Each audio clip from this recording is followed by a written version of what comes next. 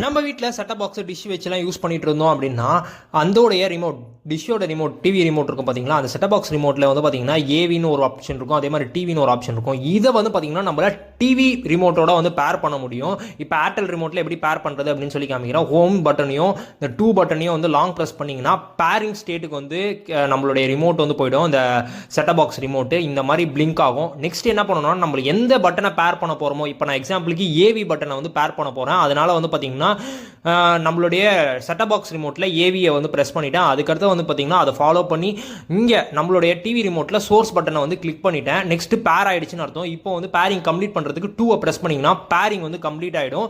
இப்போ நீங்கள் உங்களுடைய டிவியில் அதே மாதிரி பவர் பட்டனையும் வந்து இது பண்ணிக்கோங்க. இப்போ நான் பவர் பட்டனும் கஸ்டமைஸ் பண்ணி வச்சிருக்கேன். இதே மாதிரி அப் ஆரோ டவுன் ஆரோ இது எல்லாமே நீங்கள் டிவியோட ரிமோட்டில் என்னென்ன ஆக்சஸ் பண்ண முடியுமோ அதெல்லாம் இந்த ரிமோட்லேயும் வந்து ஆக்சஸ் பண்ணுற மாதிரி பேர் பண்ணிக்க முடியும். இது உங்களுக்கு ஏற்கனவே தெரியுமா தெரியாதா கீழே கமெண்ட்ஸில் சொல்லுங்கள்.